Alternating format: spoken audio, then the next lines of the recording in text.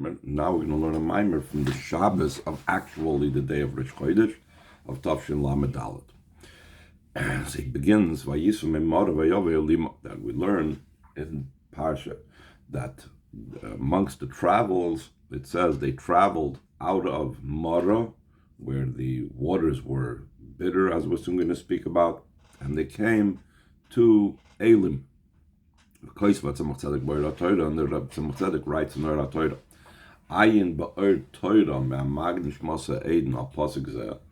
Look in depth in the Ur Torah, as we pointed out. The Ur HaTorah is the Tzemach Tzedek, Ur Torah is Mizrich Magid. And this pasuk, Vayisu Amar V'Yaveh Elimah, the Inyan ha'alos b'dvar Malchus concerning the ascents and the elevations from low matters, and the topic that they could not drink water from Mara because they are bitter. The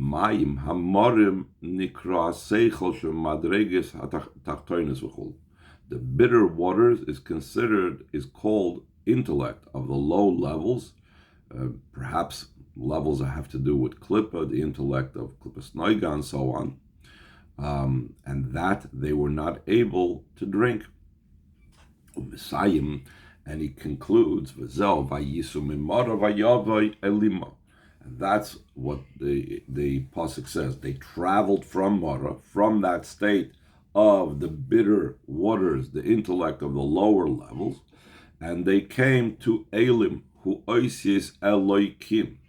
The letters Elima is the same letters like Al Shem Elokim, Aleph Lamed Hey Yud Mem. Switched around. Rakat Sirufu Kelima. That the combinations is not the way it's combined to make up the word Elikim, but rather it's my God what? What's the significance of all of this? So the Rebbe explains in the parentheses, he means to say that it became transformed from the bitterness and the judgment that comes about from the name Elikim. As we know, Shem Elikim is the source for the tzimtzum that eventually results in the lowest levels.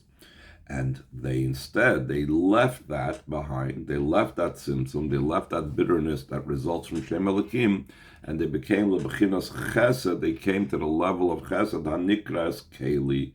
Kale, the name Kale has to do with chesed. So they arose and they left the level of gvura to arise to the level of chesed.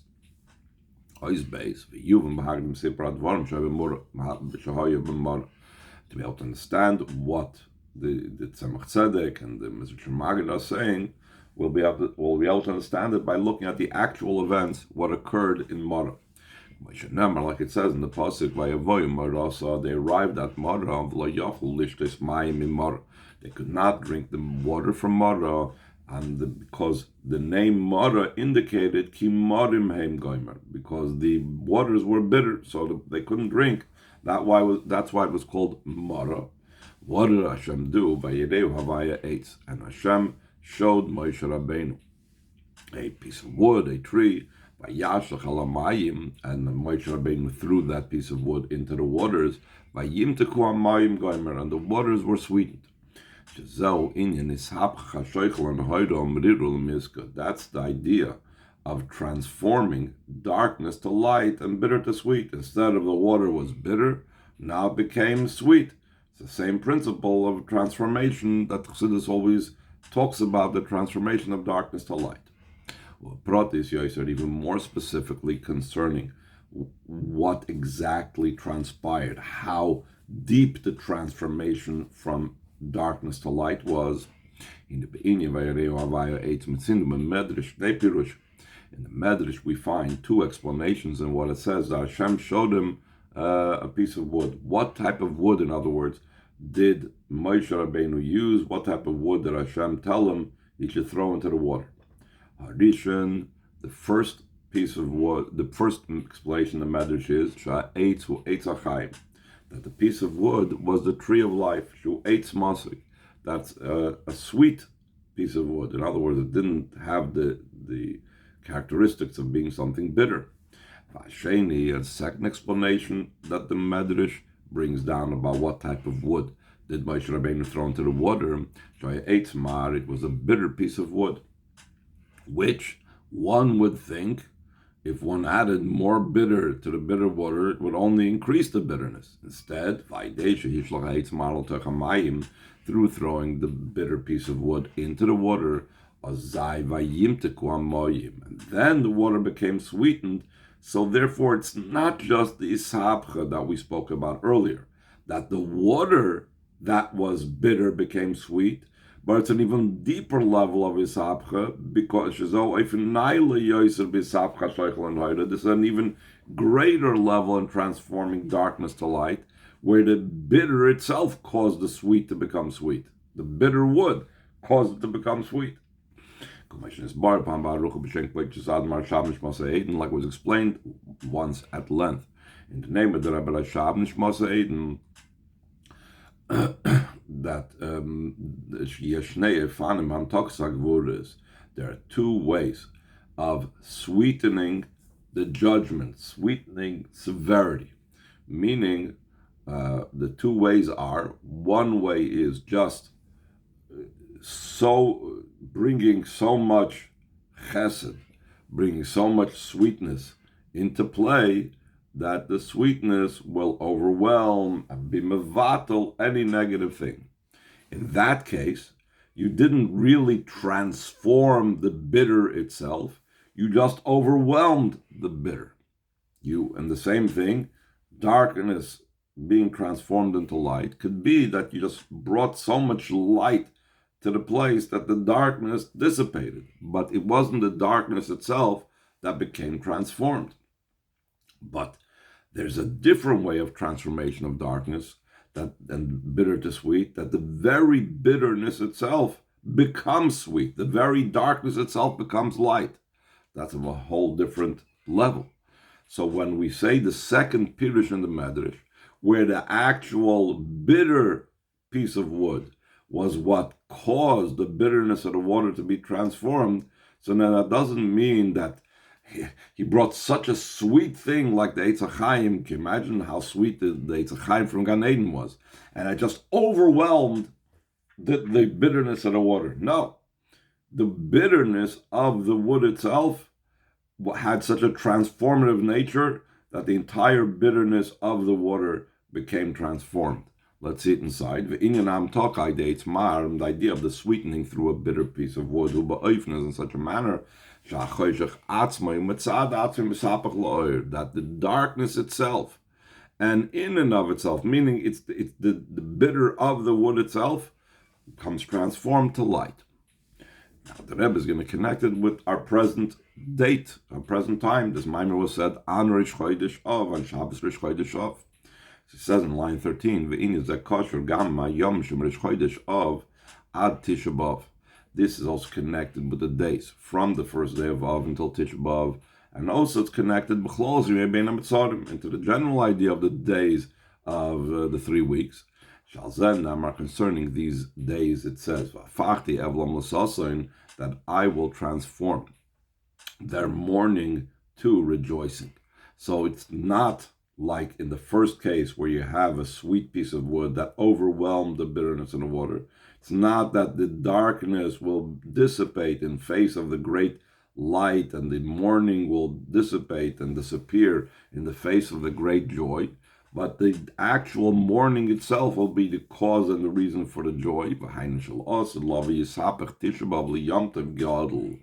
Mashiach comes, Tisha B'Av will be transformed into a great Yom Tov, not just a Yom Tov on the par of other Yom Tovim, even greater. And not just Tisha B'Av itself will become transformed, but also all the 9 days will become transformed. Like it's brought down in Zohar, that initially these days were like given over to Klippa, and now they're going to be elevated. Not just the 9 days, but also all the days of the 3 weeks. that these days of the 3 weeks will be transformed to rejoicing and happiness. Like we say in the Slichas of Shavas B'Tammuz,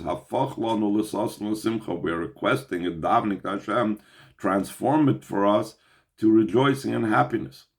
That's the true idea of the transforming of darkness to light and bitter to sweet, as in the second explanation of the Medrash, where the actual bitterness itself is what caused and brought about the sweetness. Now this itself, this principle, this idea, needs understanding in a logical sense. How can you have the mourning itself be transformed to rejoicing? It says in line 18, we need to understand. Like he continues in the Maimer that Tzemach Tzedek and Eira Toida, even if the Beis HaMikdash will be built speedily in our days, Amen. There won't be a mourning on Tisha B'Av. That's logical. No reason to mourn anymore. We have not a Beis HaMikdash. But why will go to the other extreme and be a day of rejoicing, a day of happiness, a Yom Tov on Tisha B'Av? In the Tzemach Tzedek says, all it is that having the Mikdash be rebuilt, we are leaving the mourning and the sadness behind. So therefore, we just go back to square one. It's as if the Beis HaMikdash was never destroyed. Tisha B'Av was not a bitter day. How will it be instead a Yom Tov? So he says, the matter will be understood by first prefacing what's known. The primary level of Seder Ishtalshlus is in the attribute of Chesed.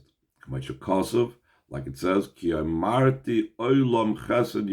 Hashem said, I said that the world will be created with Chesed. Now, it doesn't just mean the physical world, but the entire Seder Ishtalshlus. For Hashem to create and make something, that's an expansiveness of himself. It's an extension of his goodness and kindness. So everything in Seder Ishtalshlus is beholden to Chesed.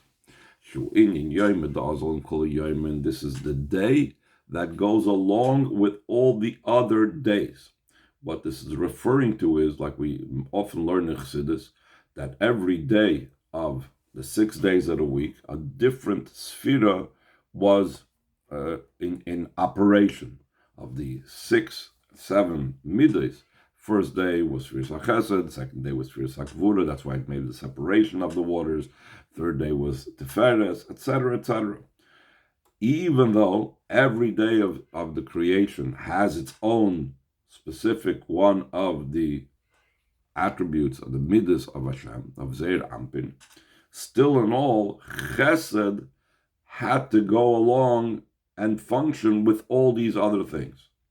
Why? Why was Chesed present? Let's say in the second day of creation, which was Gvura.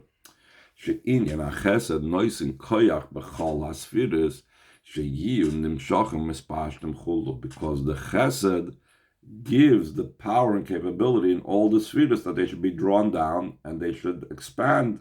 So in other words, the very functioning of Gvura, let's say on the second day, could have been, how does it even function? How does it even reveal itself to function in the Gvura fashion? It had to come out, kaviyachol. That coming out, that drawing down, that hispashtus could only be through Chesed. So therefore, even for Gvura, there was the Chesed holding its hand, bringing it along. Even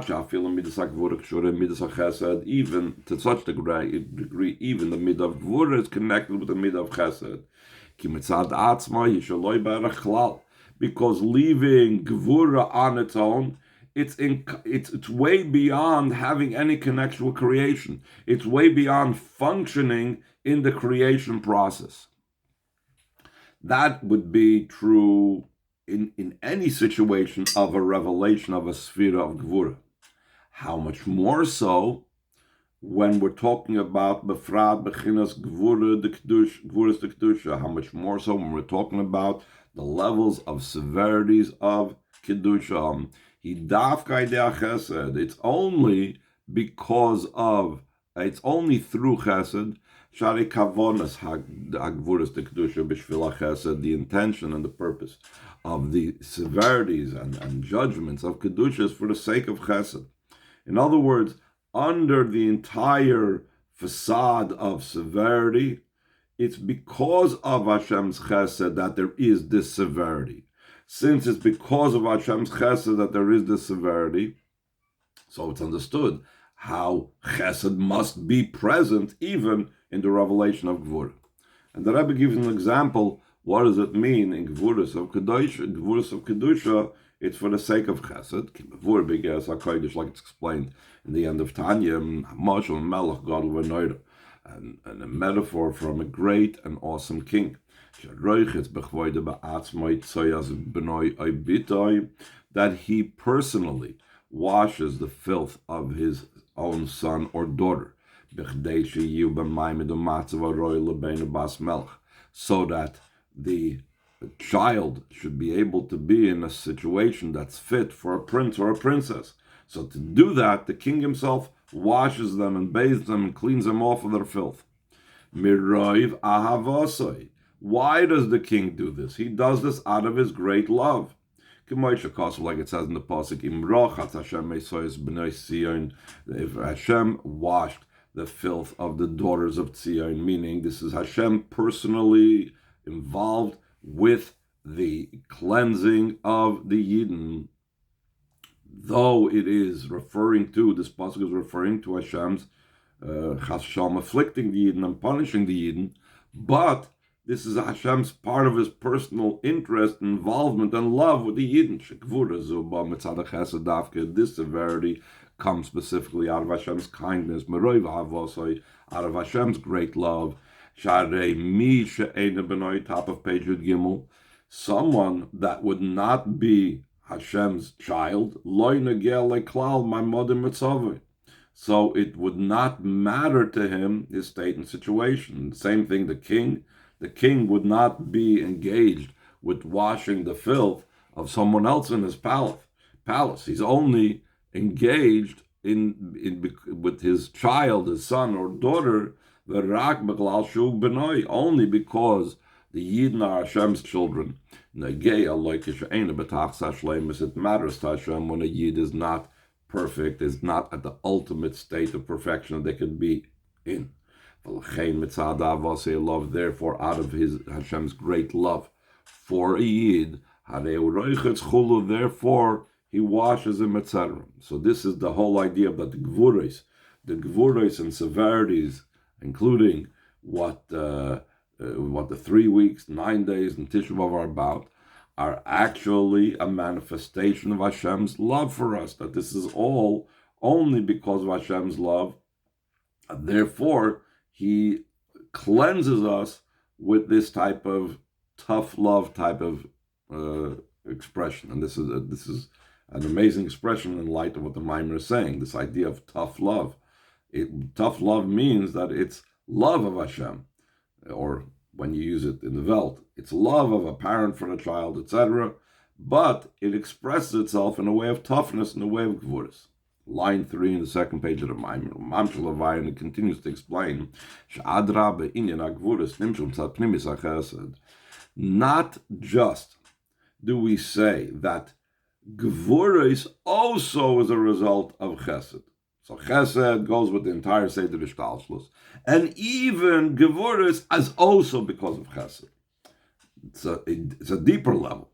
It's not just also, even Gvuras are a result of Chesed, but it's actually the innermost Chesed comes out in a way of Gvura. It's a deeper Chesed than we get when we get an ordinary Chesed. Let's see, when we get a revealed Chesed. It comes about specifically in severity and the opposite. Whereas when something is open kindness, That's only the external part of chesed. So first he's going to explain it from a Kabbalistic approach, why that is so and how that is so. And then he's going to explain it back to the practical example of what we're talking about, the relationship between a father and their child. The idea behind this is whenever there's a flow, an influence, a giving from a higher level to a lower level, the inner level mamish cannot become revealed. Like it's known what the Kabbalim said. The external one of the higher level becomes the inner level for the lower level. In other words, whenever you have a higher level and a lower level, and it has to go from the higher level to the lower level, it's only the external level of the higher level. But the inner level of the higher one does not descend and come down to the one below. So for example, if Chochmah comes down into Bina, it's only the external level, the lowest level of Chochmah that comes into Bina. The Seichel comes into Midas. It's only the external level of Seichel that's able to come and clothe in the Midas. Malchus of Atzilus into Bia.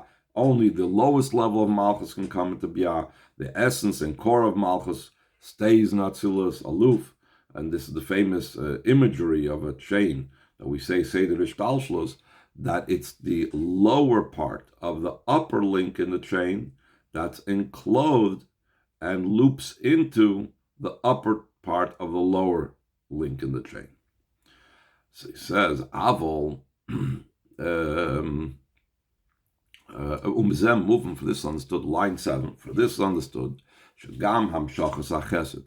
Since this is true throughout the whole Seder Ishtalshlos, it also applies concerning the drawing down of Hashem's kindness is Einoi Elo Chitzonius HaChesed. When you have a revealed kindness of Hashem, so it's only the external aspect of Hashem's kindness. Omnom yet Kedei Sheyumshach V'Yizgal L'Tachna Pnimis Shebe'elyin Pnimis HaChesed, so it should be able to become drawn down and become revealed to the one below. The inner part of the above, the inner level of Chesed, it is specifically in matters of severity. This means when you want to give chasadim, when you want to share something with someone, give them money, illuminate their mind, whatever it is, whatever you want to give to someone, it's enough, the external love. A lower level of love is enough to motivate the mashpia to transmit something to the makabel. On the other hand, but to be able to be a sharing and a giving over of severity and stringency, in other words, disciplining, for example, someone else, for that you really must love the one who you are giving the gevura to, who you're disciplining. Like we see with our senses in a father and a son. For the sake of the hashpah of kindness, it's sufficient in the external love of a father to a son. Just like the father could also give gifts, candies, whatever, share his ideas with a stranger son as well. But so that the father should punish his son, isn't sufficient to have an external love. There's a need in the revelation of the inner love of a father that's compassionate to his son, because a compassionate father would not want to do so, but because of his great love, it overcomes his hesitation to punish and to express himself in severe and judgment fashion, but he must do so out of his inner love. Since it matters to the father that his son is not in a perfect state. Lachain mine say therefore he punishes him kanisker la'el mimashal melech gadol sharochet tzayis mnoy, like we mentioned before from the metaphor of a great king that washes the filth of his son. Giselle dafke mitzad goy love specifically out of his great love for him. And in a similar vein, a person will rebuke their own child and punish their own child for wrongdoing, but they don't care to do so to someone else's child, because for someone else's child they might have a love, but not a love of such a great strength that will force them and bring out even to express themselves in severity.